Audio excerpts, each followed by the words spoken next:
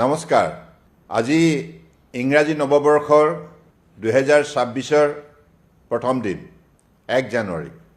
আজিৰ শুভক্ষণত শুভ দিনটোত মই অসমৰ বৰাক ব্ৰহ্মপুত্ৰ পাহাৰ ভৈয়ামত বসবাস কৰা প্ৰতিগৰাকী ব্যক্তিলৈ মোৰ আন্তৰিক নৱবৰ্ষৰ শুভেচ্ছা জ্ঞাপন কৰিলোঁ।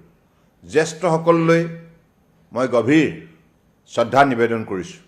মই আশা ৰাখিছোঁ যে যোৱা এটা বছৰে 2025ত আমি সকলোৱে মিলি যেনেধৰণে পৰিশ্ৰম কৰিলোঁ তাৰ ফলশ্ৰুতিত আজি অসম ৰাজ্যৰ লগতে সমগ্ৰ ভাৰতবৰ্ষই বিশ্বৰ বুকুত এটা সুকীয়া পৰিচয় বুটলিবলৈ সক্ষম হৈছে।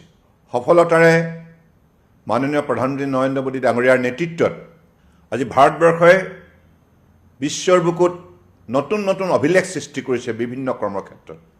মই আশা ৰাখিছোঁ 2026 চনটো আমাৰ বাবে উল্লেখযোগ্য বৰ্ষ হিচাপে পৰিগণিত হ'ব আৰু আমাৰ অসমৰ প্ৰতিগৰাকী ব্যক্তিয়ে কঠোৰ পৰিশ্ৰমৰ সাধনাৰে নিজ নিজ কৰ্মক্ষেত্ৰত জিলিকি উঠিব।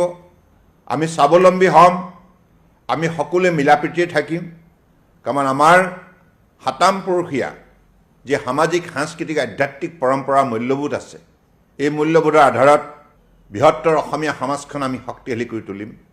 মই সকলোৰে মংগল কামনা কৰিলোঁ, ঈশ্বৰৰ ওচৰত প্ৰাৰ্থনা জনাইছোঁ প্ৰতিগৰাকী ব্যক্তিয়ে সদায় সুস্থ হৈ থাকক, সুন্দৰ হৈ থাকক, সক্ৰিয় হৈ থাকক, সতেজ হৈ থাকক। মোৰ দৃঢ় বিশ্বাস প্ৰভুৱে আমাক সকলোকে এই ক্ষেত্ৰত কৃপাদৃষ্টি নিক্ষেপ কৰিব। আপোনালোক সকলোৰে জীৱন সুখেৰে ভৰি পৰক, আনন্দময় হওক আৰু মিলাপ্ৰীতিয়ে বৰ অসমৰ শক্তি বৃদ্ধি কৰাৰ কামত আত্মনিয়োগ কৰক। নমস্কাৰ, ধন্যবাদ। জয় আই অসম, ভাৰত মাতা কি জয়।